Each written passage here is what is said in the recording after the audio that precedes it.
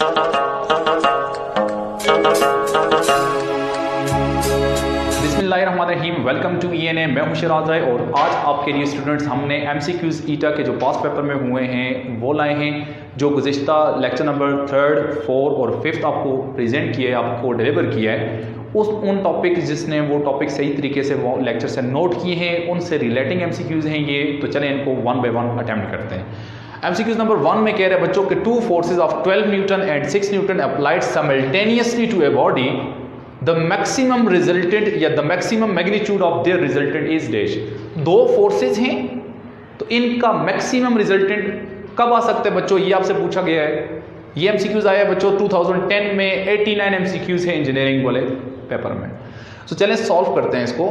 को मैक्सिमम और मिनिमम निकालने का आपको मैंने तरीका बताया था। 2 वेक्टर्स मैक्सिमम तब होते हैं जब वो पैरेलल होते हैं, तो पैरेलल में सिंपल ऐड करते हैं आप। तो क्या हो जाएगा बच्चों, इसका मैक्सिमम रिजल्टेंट आ जाएगा 12 + 6 18 न्यूटन। सो रिजल्ट आपके पास आ जाएगा 18 न्यूटन। सो ये रेंज आपको बताया था मैंने कैसे फाइंड करते हैं। अब MCQs नंबर 2 में देखते हैं कि the resultant of 6 newton force and 8 newton force acting at right angle to each other is of magnitude. पूछ रहे हैं आपसे कि रिजल्टेंट का मैग्नीट्यूड कितना होगा कि अगर 2 फोर्सेस 6 और 8 न्यूटन की आपस में यूं 90 डिग्री पर हो। सो जब 2 फोर्सेस 90 डिग्री पर होते हैं बच्चों, तो रिजल्टेंट आपको बनाएगा एक ट्राइंगल, यानी इस तरह होगा। ये सिचुएशन आ जाएगी आपके पास। This is force F1, this is another force F2। So ये 2 आपस में कैसी है 90 डिग्री पर, आप पैरेलल शिफ्ट करके बता सकते हैं। रिजल्टेंट आपसे पूछ रही है। सो ये 2 फोर्सेस कितनी है, एक 6 की है, एक 8 की है। तो रिजल्टेंट के लिए आप जस्ट पाइथागोरस थ्योरम लगाएंगे। √6² का हो जाएगा 36 + 8² हो जाएगा 64, और ये हो जाएगा आपके पास 100 का स्क्वायर रूट होता है 10। सो रिजल्टेंट आपके पास हो जाएगी 10 न्यूटन। सिमिलरली MCQ नंबर 3 में जाते हैं कि the magnitude of the resultant of 2 forces is F, the magnitude of each force is F, the angle between the force is dash. यानी आपसे कह रहे हैं कि रिजल्टेंट का मैग्नीट्यूड भी F है और 2 फोर्सेस जो गिवन हैं उनके मैग्नीट्यूड भी F हैं। तो उन 2 फोर्सेस में एंगल कितना होगा बच्चों, ये आया है 2006, 2007, 9 और 13। यानी ये गुज़िश्ता 4 दफ़ा पेपर में ये क्वेश्चन अपेयर हो चुका है। तो इसको सॉल्व करते हैं। ये बहुत आसान है तरीका। आपको मैंने बताया था 2 वेक्टर्स का मैग्नीट्यूड दिया हो, 2 वेक्टर्स के रिजल्टेंट दिया हो, तो उसका एंगल आप इजीली फाइंड कर सकते हैं। तो फार्मूला आपको बच्चों मैंने बताया था, जिसने नहीं देखा प्रूफ इसका, जिसको नहीं आता तो वो काइंडली इस पिछले लेक्चर को विजिट करें। ये आपने देखा था कि रिजल्टेंट आपके पास होता है R² = A² + B² + 2AB cos θ। ये बच्चों फार्मूला मैंने प्रूव भी किया था। 2 वेक्टर उनके रिजल्टेंट गिवन हो, उनके मैग्नीट्यूड्स गिवन हो, उनका एंगल इजीली फाइंड कर सकते हैं। अब रिजल्टेंट बच्चों उसने कहा F है तो F², पहली फोर्स भी F है, F², दूसरी भी F है, F² + 2F हो जाएगा cos θ। यहां से बच्चों निकालते हैं हम इसको, तो ये हो जाएगा F² = F², 2F² हो जाएगा + 2F² cos θ। ये 2F² उतर जाके -2F² हो जाएगा बच्चों, तो ये हो जाएगा F² - 2F² हो जाएगा -F² = what 2F² cos θ। Similarly F² के साथ कैंसिल, यहां पर आ जाएगा -1, 2 पर डिवाइड कर लें तो ये हो जाएगा cos θ = -1/2। अब आपको पता है cos θ 1/2 वैल्यू बच्चों देता है 60 डिग्री के लिए। ये चीज आपने ध्यान में रखनी है। लेकिन ये -1/2 है तो मीन्स ये थीटा सेकंड क्वाड्रेंट में है, ये नेगेटिव एक्स एक्सिस के साथ बना हुआ है। यानी ये एंगल यूं बना हुआ है, कुछ ये वेक्टर यूं है, तो ये एंगल जो बना हुआ है यानी cos -1/2, यहां पर ये 60 डिग्री ये वाला एंगल है। यहां से आपके पास 60 डिग्री तो आता है, क्योंकि 1/2 क्या होता है, cos इनवर्स 1/2 60 डिग्री। लेकिन नेगेटिव के मुताबिक ये सेकंड क्वाड्रेंट में लाई करता है। अब आपने क्या करना है, आपने एंगल तो पॉजिटिव एक्स एक्सिस के साथ किसी वेक्टर का मेजर करते हैं एंटी क्लॉकवाइज, ये वाला एंगल लेना है। तो आपको मैंने कल भी बताया था कि सेकंड क्वाड्रेंट में एंगल निकालने के लिए आप 180 में से इस एंगल को माइनस करते हैं। 180 - 60 degree is what 120 degree. So angle between the forces is 120 degree. अब इसमें देखें 60 डिग्री वाला ऑप्शन भी है, लेकिन the correct one is the 120 degree.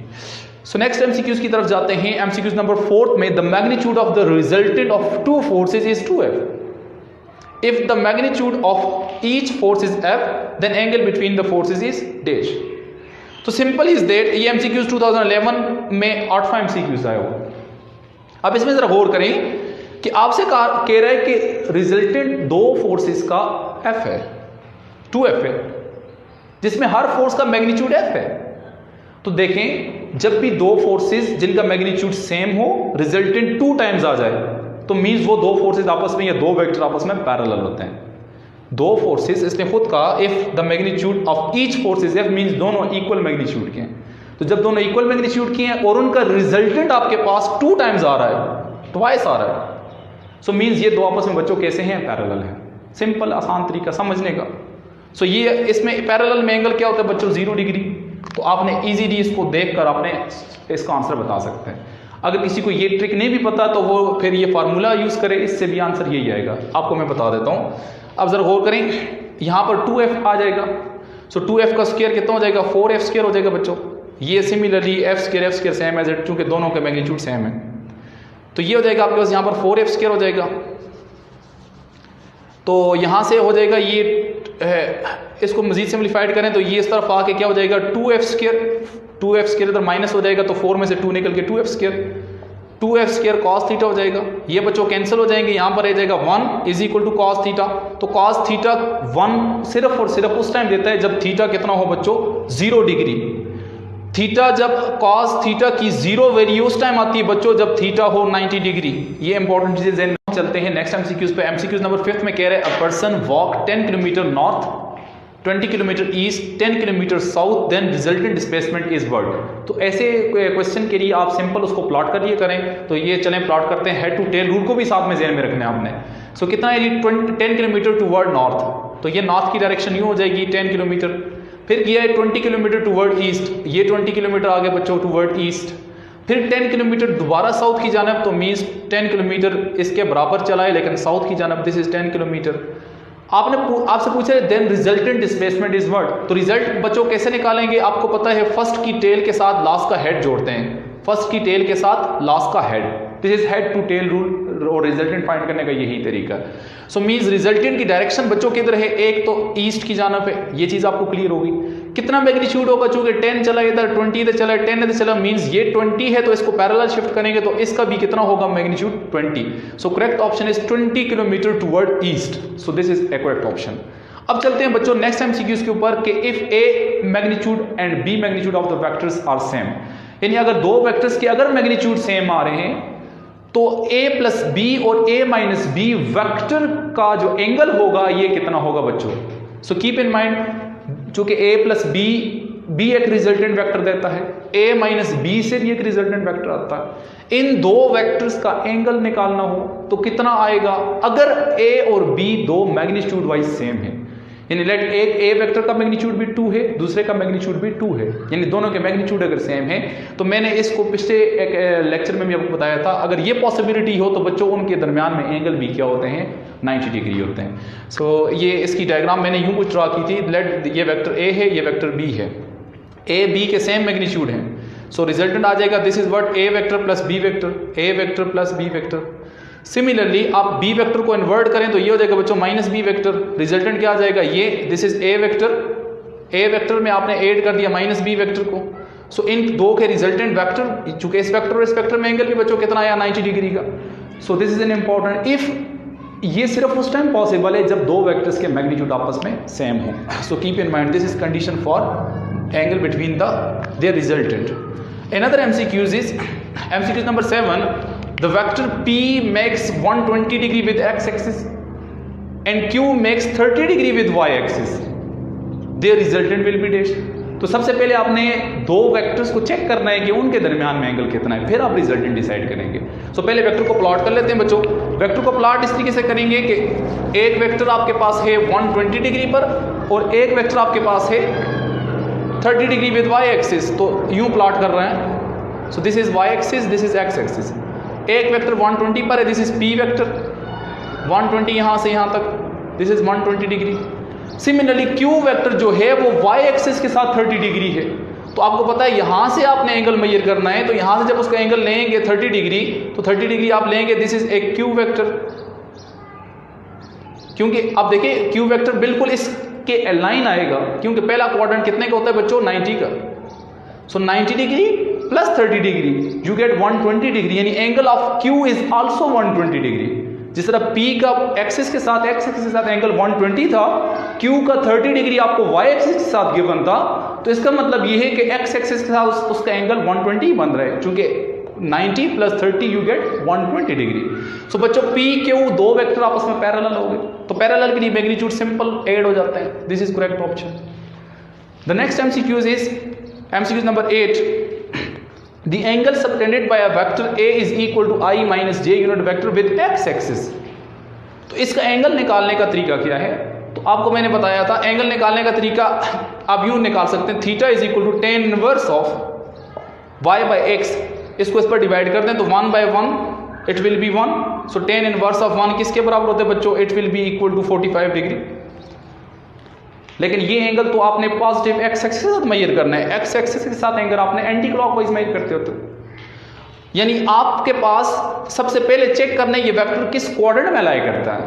तो आप देखें एक्स एक्सिस जिसमें पॉजिटिव और वाई एक्सिस जिसमें नेगेटिव हो। सो मींस ये वेक्टर असल में ये जो आपने वेक्टर लिया है A vector, so A vector lies in fourth quadrant जिसमें एक्स पॉजिटिव है और वाई नेगेटिव है। आपने जो एंगल 45 लिया बच्चों वो ये वाला है, but this is not the angle of this vector. Angle निकालने के लिए आप तो एंटी क्लॉकवाइज जाते हैं यूं पॉजिटिव एक्स एक्सिस के साथ। This is angle of A vector theta. तो इसको निकालने का तरीका ये था कि फोर्थ क्वाड्रेंट में अगर हो तो आपने पूरा 360 में से ये एंगल निकाल देना है। सो 360 degree minus 45 degree you gate 315 degree. So the correct option is 315 degree. अब इसमें देखें 45 डिग्री भी था, लेकिन आपने इस पे क्लिक करना है, आपने वेक्टर के सिंबल्स जो एक्सिस के सिंबल हैं उनको चेक करना है कि वेक्टर किस क्वाड्रेंट में लाई करता है। तो ये रूल आपको मैंने बताया था, इसमें होगा तो 360 से माइनस करेंगे, इसमें होगा तो 180 में ऐड करेंगे, इसमें होगा तो 180 से माइनस करेंगे और इसमें एंगल वही होगा।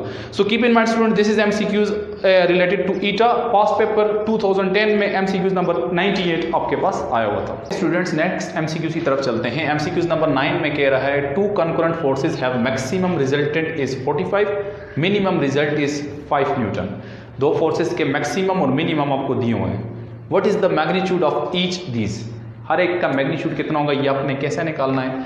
तो ये निकालने का बहुत आसान तरीका है बच्चों। लेट एक फोर्स को मैं ले लेता हूँ F1 और दूसरी फोर्स को ले लेता हूँ F2। तो मैक्सिमम कब होता है? जब वो पैरेलल होते हैं, यानी ऐड होते हैं। तो मैक्सिमम कितना है बच्चों? 45। मिनिमम कितना है? F1 माइनस F2, यानी दो सब्ट्रैक्ट होंगे एंटी पैरेलल, जिस तरह रेंज निकालते थे। कितना है बच्चों? 5 न्यूटन। सो इसको आप F1 F2 निकालना है तो ये दो इक्वेशंस हैं, आपने जस्ट सॉल्व कर लेना है। तो ऐड करें तो ये कैंसिल हो जाएगी ये टर्म। सो आपके पास रह जाएगा F1 2F1 हो जाएगा इज इक्वल टू ये इसमें ऐड करेंगे यू गेट 50, 2 पर डिवाइड करें यू गेट F1 आपके पास आ जाएगी 25 न्यूटन की। सो F1 आपके पास निकल गई 25 न्यूटन की बच्चों। अब दूसरी फोर्स निकालने के लिए F1 की वैल्यू इधर पुट कर लें तो F1 25 इधर पुट करें, इस तरफ जाके माइनस 25 हो जाएगी और 45 में से 25 निकालें you get 20 Newton. So correct option is 25 Newton. So this is correct option. Option C is correct one. Up next MCQs and last MCQs of this topic is sum of two forces acting at the same point is 16 Newton. यानी दो forces का sum जो है वो 16 Newton के बराबर है. If the resultant force is 8 Newton, resultant 8 Newton की दी हुई है and its direction perpendicular to the maximum force. Means resultant जो है वो आपको 8 दी हुई है और वो परपेंडिकुलर है किसी एक मैक्सिमम फोर्स पर। सो इस केस में ज़हन में रखना है आपने। देन द फोर्सेस पूछ रहे कौन सी हैं वो। ऐसी सिचुएशन में आपने ज़हन में रखना है कि रिजल्टेंट परपेंडिकुलर है तो मीन्स ये फोर्सेस आपस में बना रही है triangle, right angle triangle. Means situation कुछ यूं है कि आपके पास बन रही है राइट एंगल ट्राइंगल, ये कंडीशन है, इस तरह की सिचुएशन बन रही है। ये रिजल्टेंट है बच्चों, दिस इज रिजल्टेंट। कितना दिया हुआ है आपको? Resultant is 8 Newton.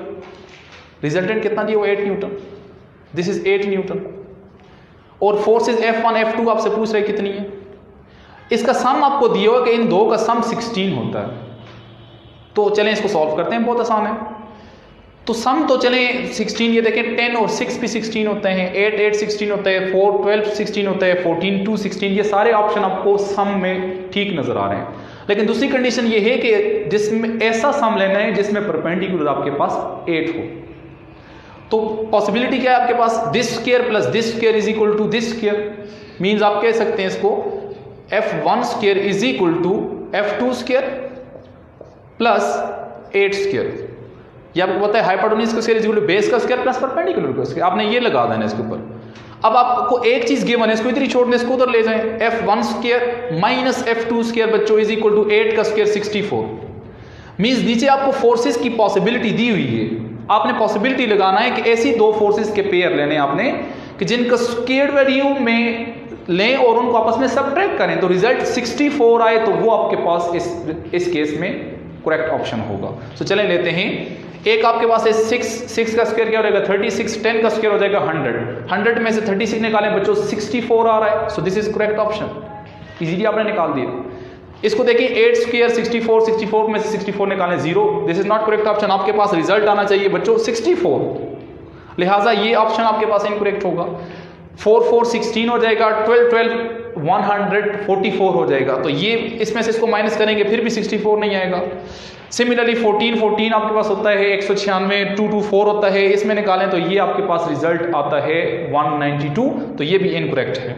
Okay students, ये थे आपके पास ईटा के जो पास्ट पेपर में आपके पास एमसीक्यूज थे, वो आपको के लिए उसका solution how to solve the MCQs relating to the topics.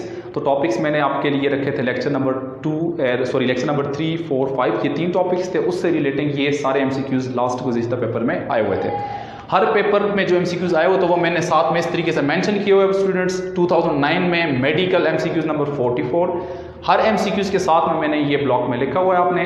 तो इस तरह के एमसीक्यूज आपके लिए ईटा में आते हैं, तो अगर आप टॉपिक्स को सही तरीके से देखेंगे तो ये मेरे ख्याल से इतना मुश्किल नहीं है, आप इजीली इसको अटैम्प्ट कर सकते हैं। सो नेक्स्ट आने वाली वीडियोस को देखने के लिए इस चैनल को लाइक करें, सब्सक्राइब करें और बेल आइकन पर ज़रूर क्लिक करें ताकि आपको ईटा बेस एमसीक्यूज और टॉपिक बेस पे जो एमसीक्यूज बन सकते हैं आपको प्रोवाइड करें, तो बेस्ट से बेस्ट हम आपको फैसिलिटेट कर सकें। Thank you very much.